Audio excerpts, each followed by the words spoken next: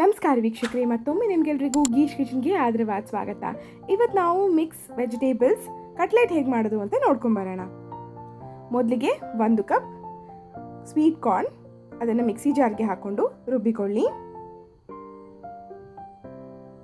ಈ ರುಬ್ಬಿದ ಮಿಶ್ರಣಕ್ಕೆ ತುರಿದಿರುವಂಥ carrot, capsicum, ಈರುಳ್ಳಿ,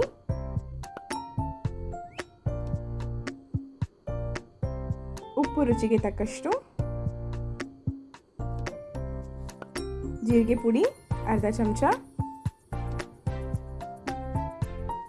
ಕೊತ್ತಂಬರಿ ಪುಡಿ ಅರ್ಧ ಚಮಚ, ಖಾರ ಪುಡಿ 1 ಚಮಚ, ಬೇಯಿಸ್ಕೊಂಡಿರುವಂತಹ ಆಲೂಗಡ್ಡೆ 1, ಚೆನ್ನಾಗಿ ಮಿಕ್ಸ್ ಮಾಡ್ಕೊಳ್ಳಿ. ಚೆನ್ನಾಗಿ ಒತ್ತಿ ಮಿಕ್ಸ್ ಮಾಡ್ಕೊಳ್ಳಿ. ಅದಕ್ಕೆ 1 ಚಮಚದಷ್ಟು ಅಕ್ಕಿ ಹಿಟ್ಟು, 1 ಚಮಚದಷ್ಟು ಕಾರ್ನ್ಫ್ಲೋರ್, 1 ಚಮಚದಷ್ಟು ಬೀ ರವೆಯನ್ನು ಹಾಕ್ಕೊಂಡಿದ್ವಿ. ಹೆಚ್ಚಿರುವಂಥ ಕೊತ್ತಂಬರಿ ಸೊಪ್ಪು ಚೆನ್ನಾಗಿ ಮಿಕ್ಸ್ ಮಾಡ್ಕೊಳ್ಳಿ. ನೀರು ಹಾಕ್ಕೊಳ್ಳೋದು ಬೇಡ, ಕಾರ್ನಲ್ಲಿ ನೀರಿರುತ್ತೆ, ಹಾಗಾಗಿ ಚೆನ್ನಾಗಿ ಒತ್ತಿ ಮಿಕ್ಸ್ ಮಾಡ್ಕೊಳ್ಳಿ. ಈ ರೀತಿಯಾಗಿ ಪ್ಯಾಟೀಸ್ಗಳನ್ನ ಮಾಡಿಕೊಂಡು ರವೆಯ ಮೇಲೆ ಉರುಳಿಸ್ಕೊಳ್ಳಿ. ನಂತರ ಇದನ್ನು ಕಾದ ಎಣ್ಣೆಯಲ್ಲಿ ಕರೀರಿ.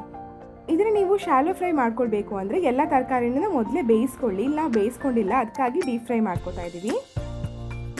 ಹೀಗೆ ತಯಾರಾಗುತ್ತೆ ರುಚಿಯಾಗಿರುವಂತಹ ಎಲ್ಲ ವೆಜಿಟೇಬಲ್ಸ್ ಹಾಕಿರುವಂಥ ಸ್ವೀಟ್ ಕಾರ್ನ್ ಕಟ್ಲೆಟ್.